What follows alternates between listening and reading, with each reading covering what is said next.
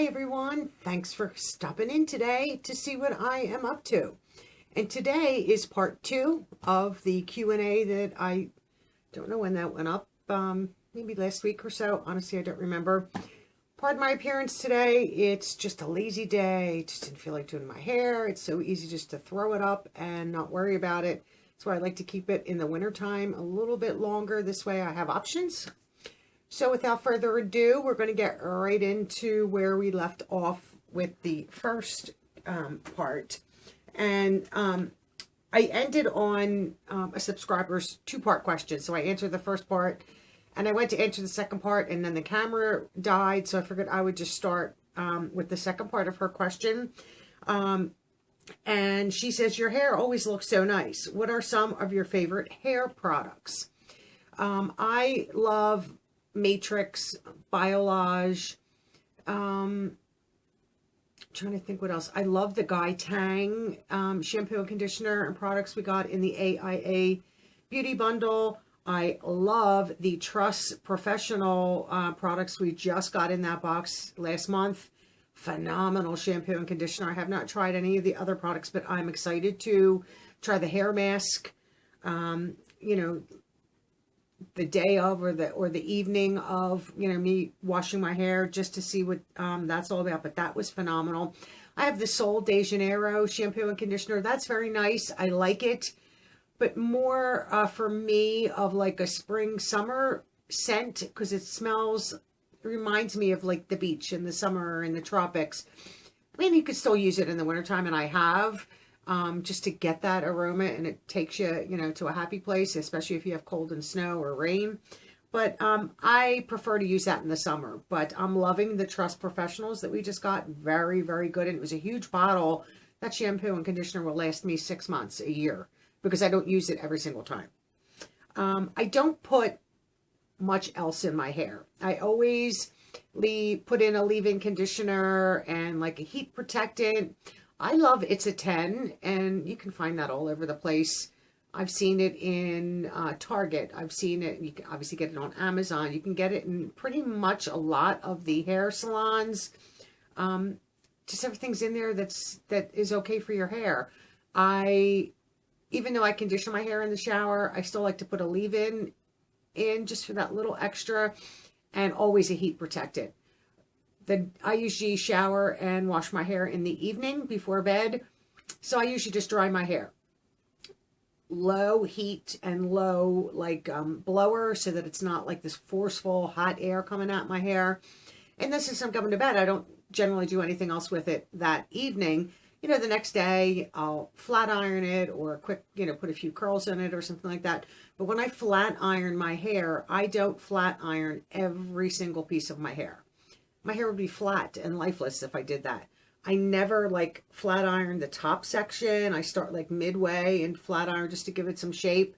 And usually only the surface hairs, like I'll grab, you know, just a few just to make it look straight and nice. And then just the under pieces so that the, you know, in the back, you have that nice straight appearance. But I don't do every single hair. I just don't think it's necessary.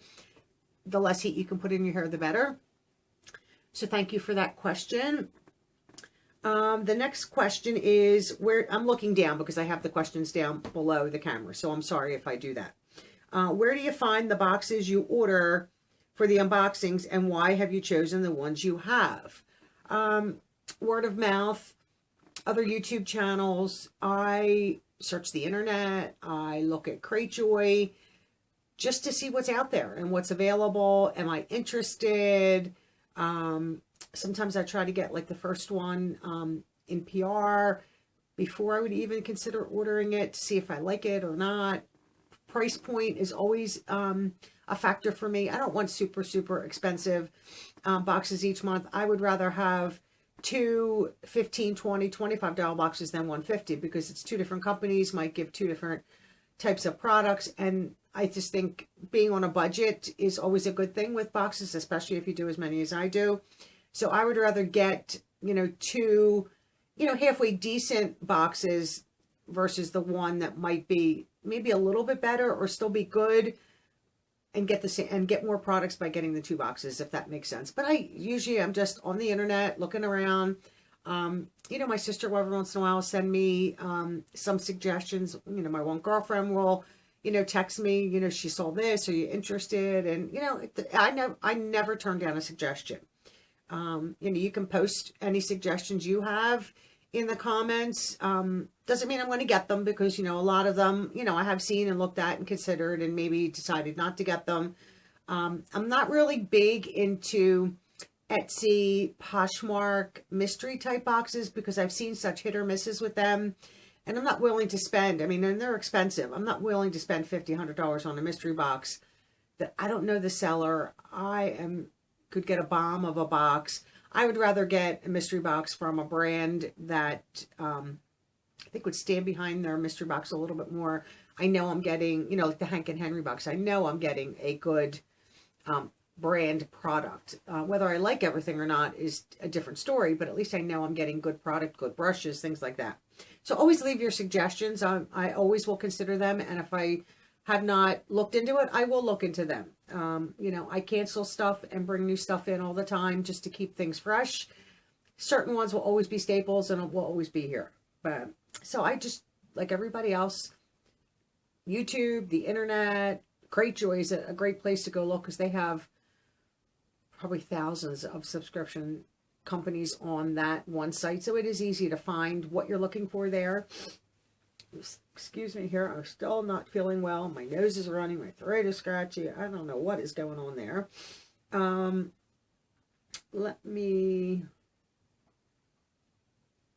Okay, so that was that question. I was trying to think where I left off on here.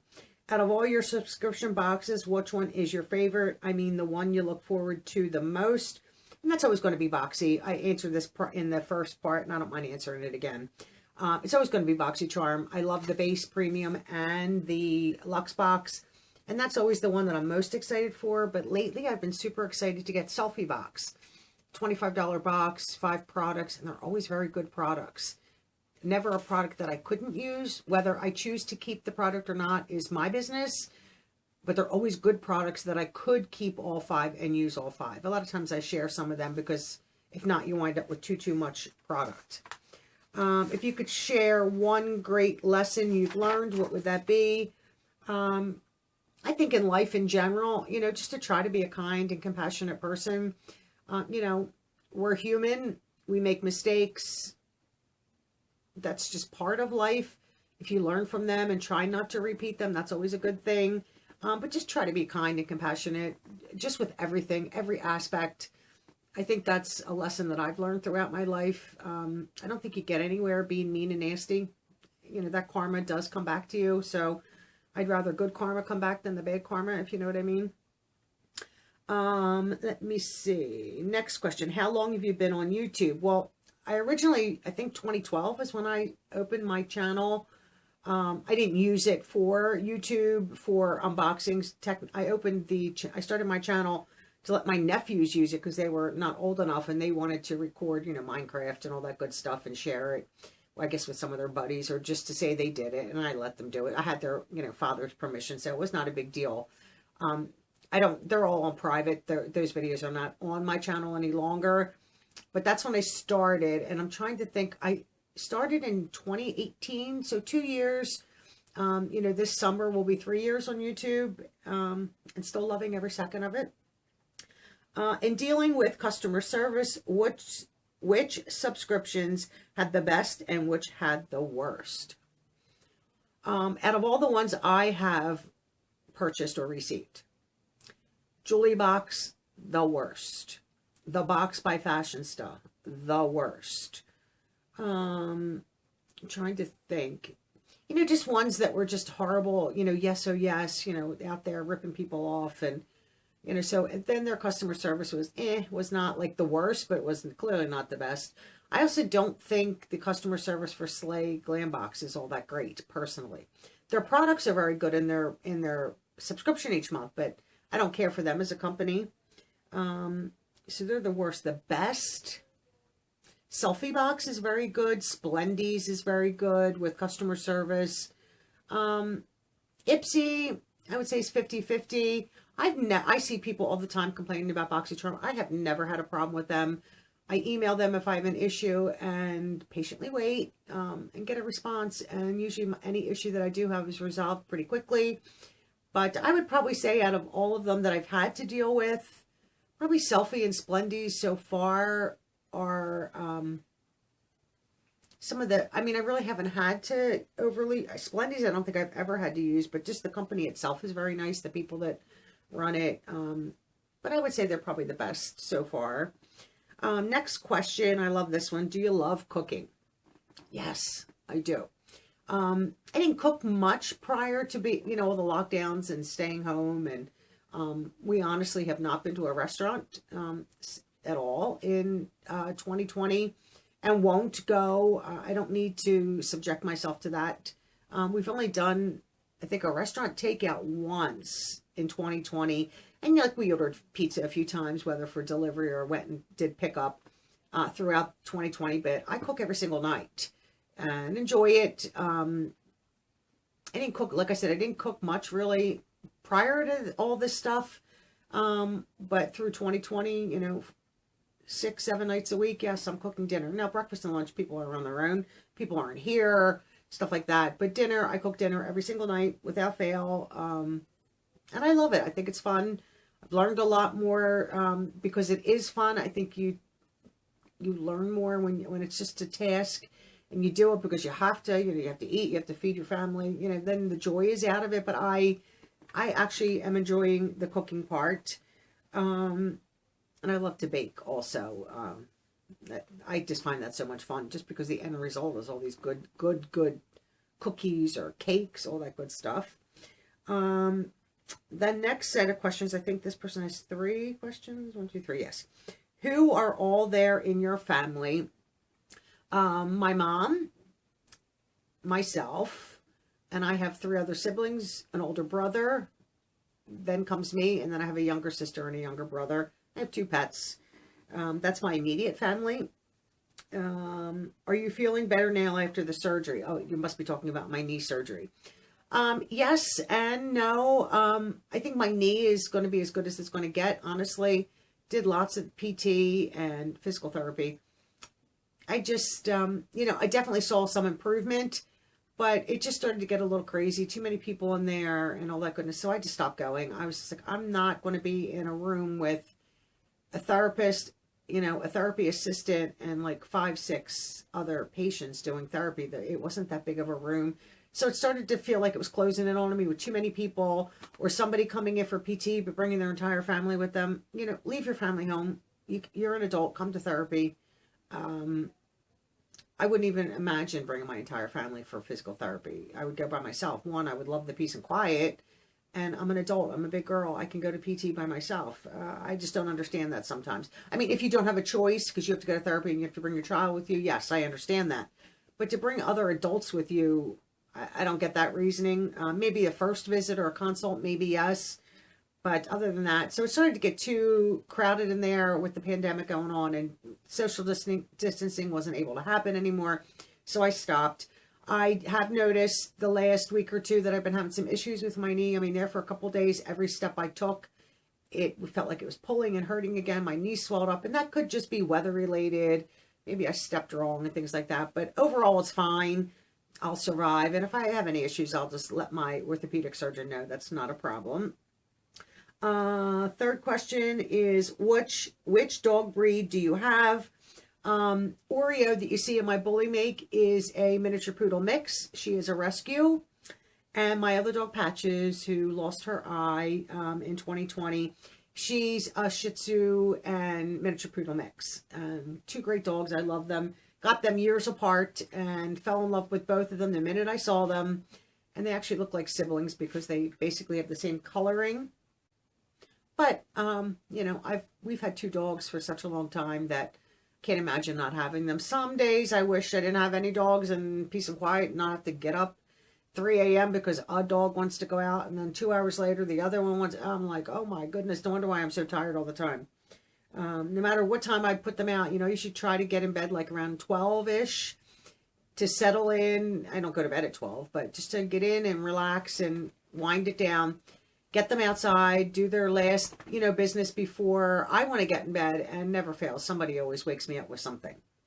But I love dogs, and I probably will take a little break after these two, just for a little bit of not having to worry about all that stuff, but I'll probably get another one or two, probably not that long after. I have a question. How did you get subscribers? I'm going to save any like YouTube-ish, Warriors right here, YouTube-ish questions. I'm going to be doing a like tips and tricks on how I started my YouTube channel, things that I've picked up and learned from other channels and picked up other information to get my channel where it is now. But just so I don't want to get too deep into any YouTube questions.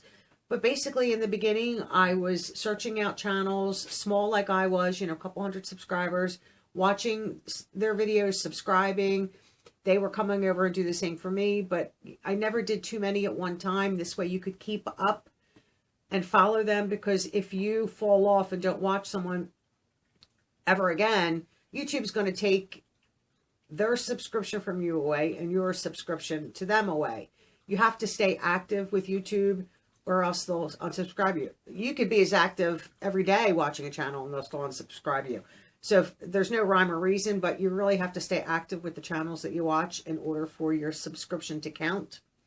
But I'll get into that more when I make that video in the next week or two. Next question is, which I answered this before, what do you do for work? I don't currently work. I just do YouTube right now. How do you like living in Pennsylvania or Philadelphia? She said, I love it. I've lived here all my life and wouldn't live anywhere else except Paris. If I had the money to move and live there, I would. But I love where I live. My family's here, my friends here. I'm comfortable here. So I don't see myself ever moving. If I'm ever fortunate enough to have enough money, I might have a second home somewhere, but I would always have Pennsylvania as my home base. Next question, who is your all-time favorite author? I answered this prior to J.K. Rowling's. I love the Harry Potter series. I think it was such well-written books, and love the style of writing that she does. But other than that, I really don't have a favorite author. I love reading everyone and everything that is in the genre that I like, which is thriller mystery. I love autobiographies and things like that. And so there's multiple authors, or that person that I'm reading the book on is a co-author. So I just find it interesting, and I'm not talking movie stars, watching them, like political people or people of power, just to hear their story. The best book that I read, and this was years and years ago, was Barbara Bush's book. It was such a good read and such good insight, and not too much political in her book, more family and just that kind of stuff. It was a very good book to read. So I love reading books like that also.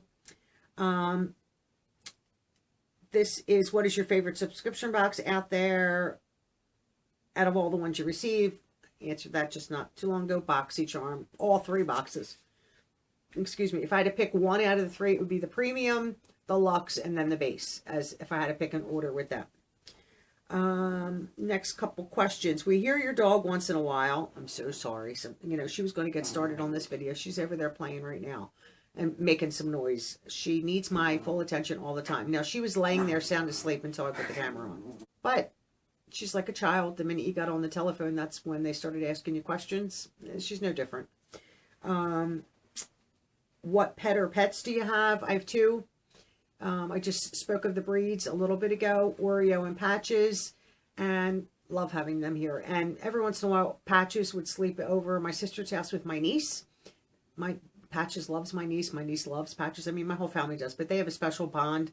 So every once in a while, she would call me and want to have a sleepover with Patches, and I always would let her go. And you'd be surprised at the hole that the house feels. You feel the missing animal. Even when Patches had to stay overnight at the emergency vet hospital, you knew that something was missing. So I love both my little fur babies, do anything for them, and I have done a lot for them. Their names and ages, I just gave you their names. Patches, I think, I've had her 9 or 10 years, and she was probably 2 years old when I got her. They're both rescues. And then Oreo, I've had 5 years now, and she was probably about the same, 1 or 2 when I got her as a rescue. So, you know, they're still relatively young. These dogs will probably live, you know, 14, 15, 16 years old. We've had similar breed-ish of these dogs in the past, and they've lived till 16. So hopefully they live a long and the rest of this healthy life. So the next set of questions is all about YouTube. So I'm going to skip a lot of these. I'll just tell you what the questions were. How did you start your channel? I will do that when I make the other video. What do you love about it? What are your, so that will stay, for that video. I will save these questions and make sure I touch on them when I make that video. What are your favorite boxes? You know, between BoxyCharm, Selfie. See, I love Bookcase Club. I just think that's a box that keeps on giving. You know, I get it. I read the books. I pass them on. I give them to Goodwill. I send them to Purple Heart. Let other people, you know, whether they sell them to make money for, you know, their company. I don't want to just, I never just throw them in the trash. I've never actually donated them to a library, but I know you probably could do that if the books are still in great condition, which I treat my books to keep them in great condition. Confetti collection is good. My inspo box, Splendies. I mean, I think they're all good, but Boxy and Selfie box are probably my favorites. How old are you? Okay, that's a strange one in this group of questions. I'm 59. I'm not embarrassed to say that. I will be 60 in 2021. Ugh, 60. Believe it or not, when I hit 25, that hit me hard. Just because I kept on hearing quarter of a century. Like 21 didn't bother me. I mean, that's exciting. None of the other years bother me. 25 hit me. It was like, whoa. 60 might hit me a little funny just because 60. But it's just a number. I don't feel 60, so I don't think I look 60. But, you know, it is just a number. It's all in your mind. What do you do for work? I currently don't work outside of my home any longer. And I do YouTube. And my YouTube channel is a full-time job. Between 6 to 7 videos a week and comments and just doing all of, you know, filming and videoing and all this stuff. It is basically a full-time job for me, and I love it. What about your family? I don't know what you mean about what about your family, but I did answer that a few questions ago. I have 3 siblings and my mom for my immediate family, and then my 2 pups.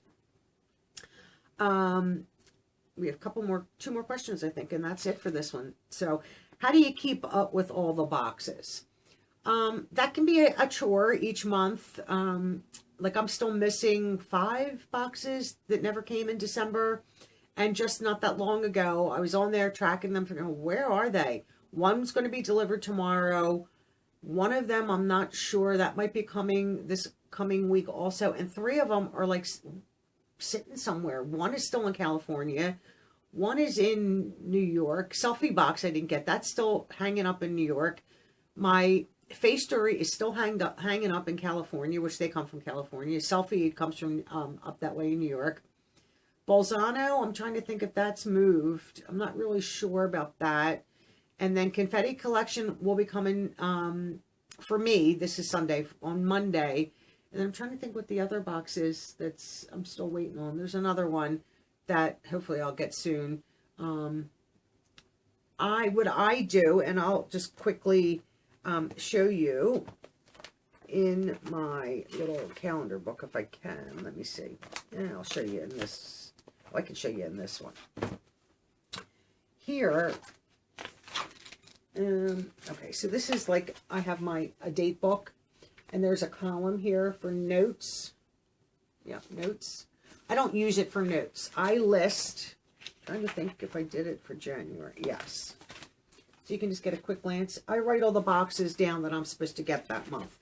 Ones that I'm supposed to get in PR, you know, all the recurring boxes. If I've ordered something, I write it all down there so that, and I just tick it off as it comes.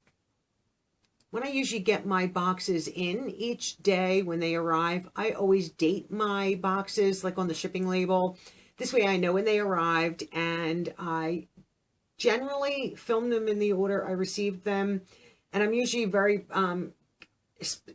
careful and specific with like the PR boxes that I know exactly when I received it, because I don't ever want those to wait a week or 2 before they're up and live on the channel. I sort of push them you know, in quicker. You know, I'll upload all the videos if I'm like a week or two ahead and schedule them all on dates. I write them all down in my date book.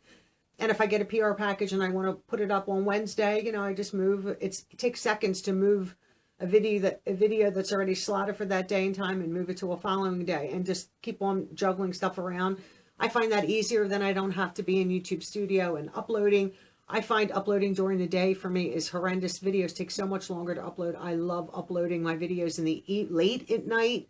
They just upload so much faster, so then I can get, you know, 3, 4, or 5 of my edited videos uploaded and into YouTube, and then I can take my time doing description and tags and the thumbnail and doing all that kind of stuff. But I am very well organized with my boxes and try to film them in the order they're received, so that, you know, if I get a box today and a box tomorrow, the one I get today is going to get filmed first. And it doesn't always air first, just depending upon, I'm very strategic where I place my videos in the week. You know, I know some don't do well as others, and so I never put 2 back-to-back that are low views or low watch time, because that just kills your analytics.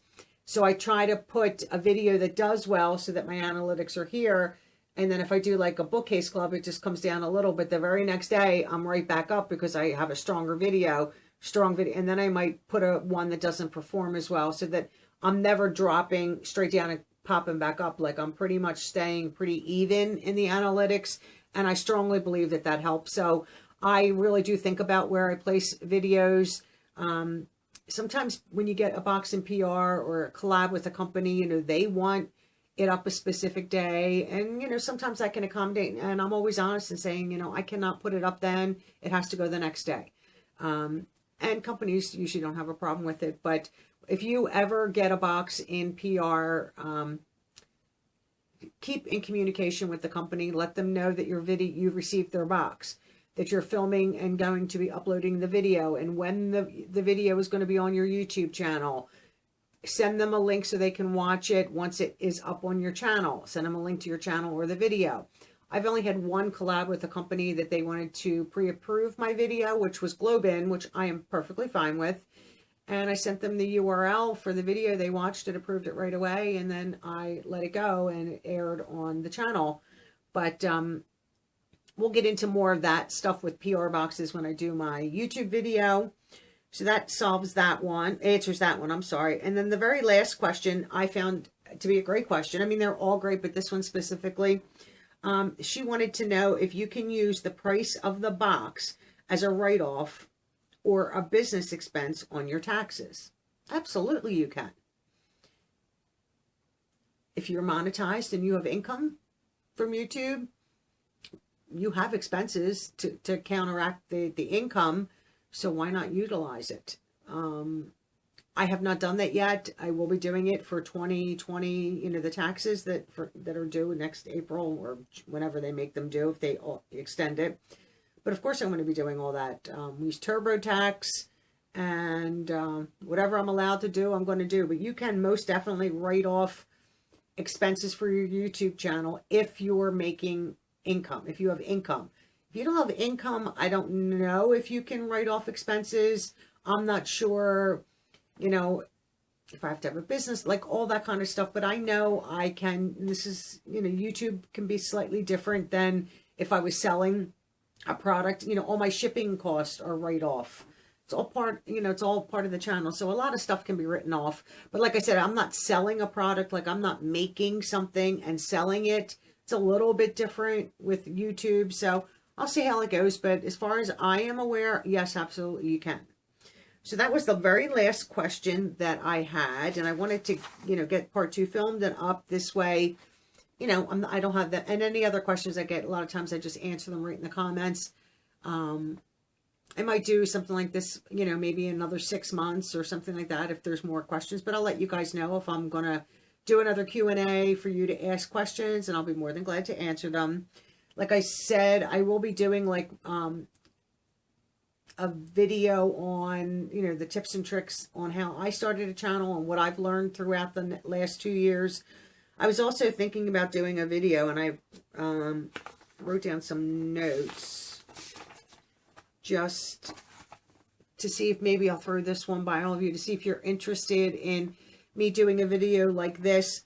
And I already have the title. Like, I've just been jotting down a lot of notes for different kinds of videos. And it would basically be about a skincare video. Is there such a thing as too much skincare and using too much skincare?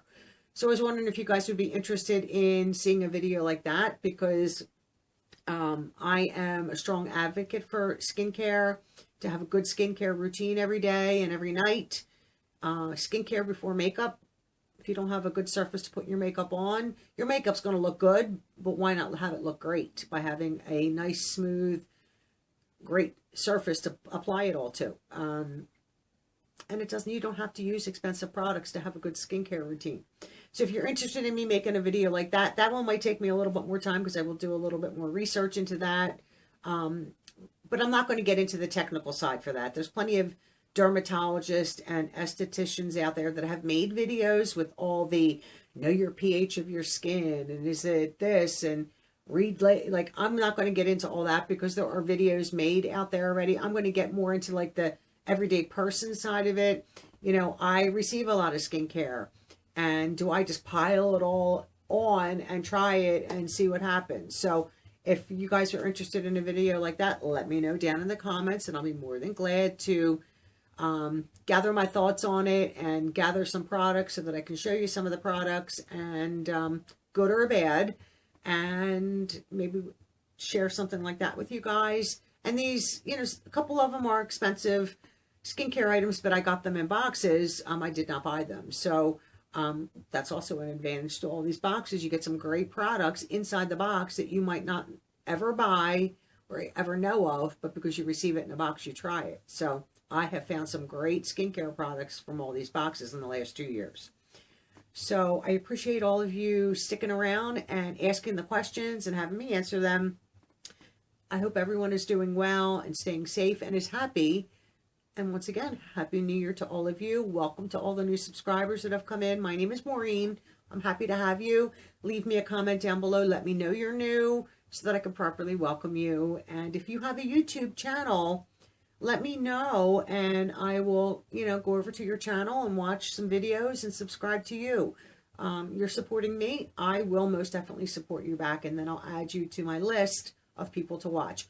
I do not watch every single video. I just cannot, but I do watch enough so that we can stay engaged. And if I have forgotten to come to your channel, just tell me. That does not offend me. I'll be more than happy to pop over and try to catch up a little bit, or binge watch one night. I binge watch at nighttime all the time. Was binge watching last night. So thank you to all of you, and I will see all of you in my next video. Bye-bye now.